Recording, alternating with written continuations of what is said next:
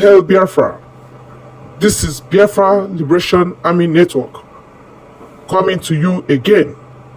Please do subscribe, like, share, and comment. The latest about Nnamdi Kanu, as our barrister Aloy Ejimakor is to brief us what is going on. Please, let's hear him out. Thank you very much. Before the African Commission on Human and People's Rights, complaining about the Python dance and proscription of IPOB, and he won. The African Commission, which is a branch of the African Union, wrote a letter to the then president calling for implementation of certain things they asked him to do. One of them being that he should thenceforth cease and desist from further prosecutions or law enforcement actions against IPOB members, and in particular, Nnamdi Kanu. That decision was ignored.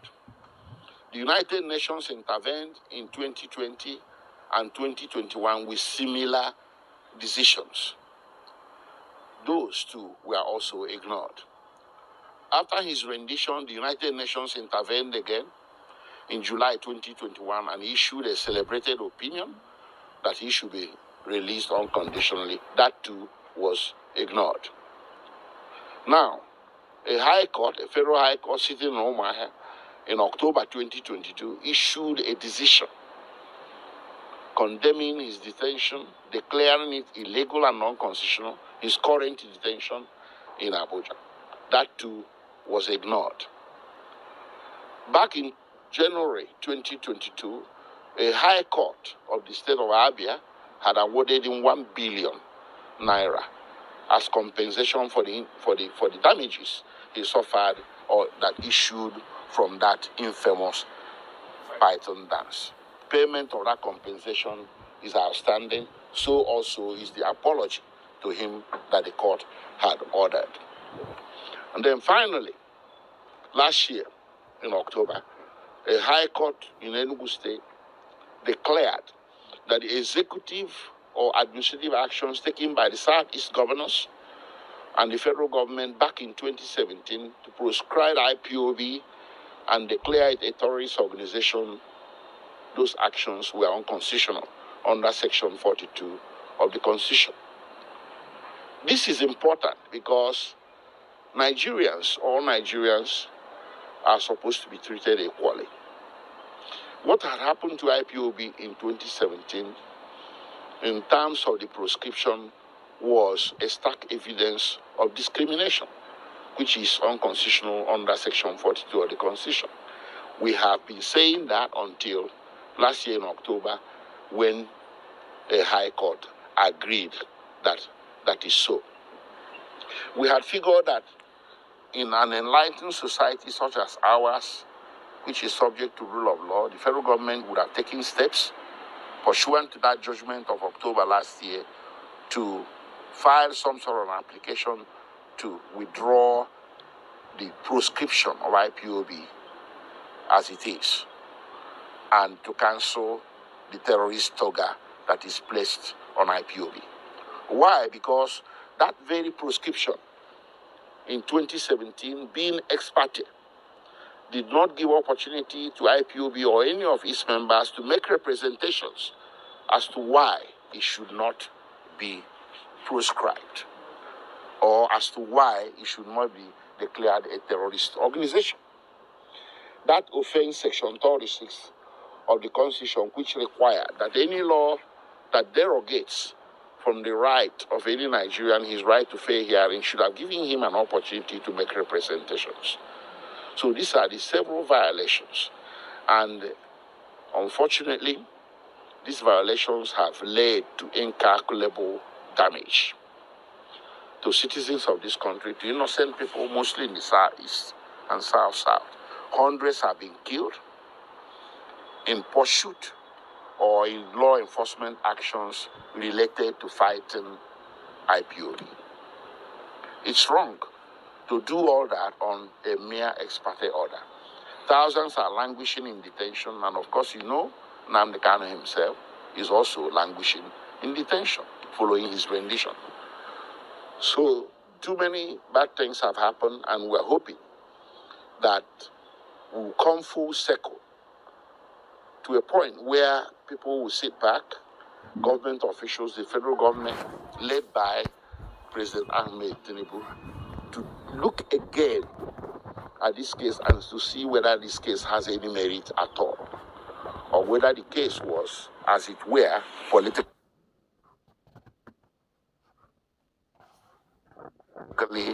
motivated to the point that the present administration should not have any business inheriting it.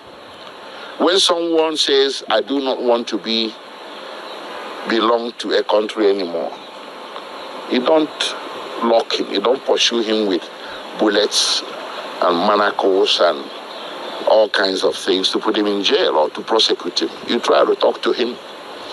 That, I think, is the more sensible thing to do than this law enforcement that is not going to be the solution to it. Thank you. My colleague now will say a few things, and then we are going to conclude the press conference. Our fear is the way and manner we are being denied access to him. As lawyers, we are entitled to meeting with our client, Nnamdi Kanu, liaising with him, discussing and hearing from him what defenses he has against those charges. But each time we make effort towards seeing him, we are restrained by the DSS. I'm a victim. The allegations against Nnamdi Kanu are personal allegations against him. He's the only person that can tell his lawyers what he did and what he did not do, and what line of defenses he could rely on. And that is why Section 36, Subsection 6, Paragraph G, Paragraph C, says that as an accused person, he's entitled to a lawyer of his choice. Now, in an attempt to utilize that opportunity, we go to him, to hear from him, get his line of defenses, because we are not there when these allegations were made. We are not there when he's said to have committed these offenses. He's the only one that can tell us what defenses he has. But we are restrained. We are not allowed to liaise with him. If we go with documents, for him to tell us his reactions to those documents are seized from us, they are scanned, they are photocopied. In the long run, we may not even get those documents back. Now, if we say, okay, please, Nnamdi Kanu, charge number so and so says this is what you did, what is your reaction to it? We are not even allowed to take those documents to him. Those documents are seized from us. To take notes. And if we want to take note, they say this is the limited number of pages you can write from what he's telling you. These things affect the facilities the Constitution says he's entitled to. That is the provision of Section 36, Subsection 6, Paragraph G of the Constitution.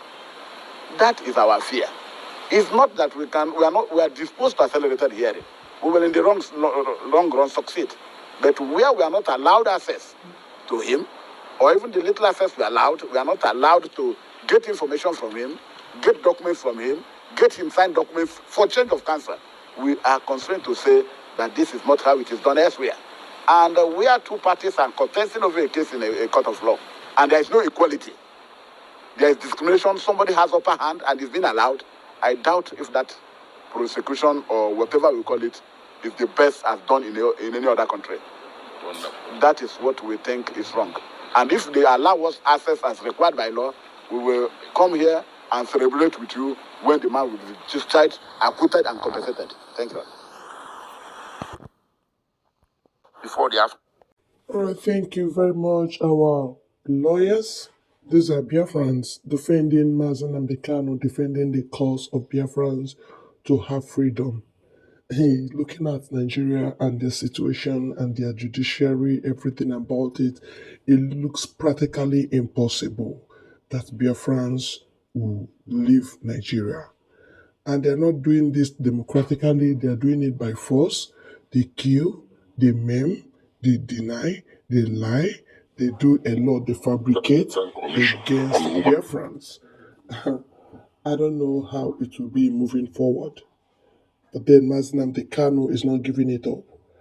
And Biafrans are not giving it up because they are humans and they have right to life, right to speeches, right to judiciary. You understand? All these things are inalienable rights. We have it. Yes, it doesn't matter how unruly Nigerian government can be, but then that's where we find ourselves, and we must continue to press forward in order to have our freedom. Thank you very much, everyone. Please help us to share and also help us to subscribe. Thank you. God bless you all.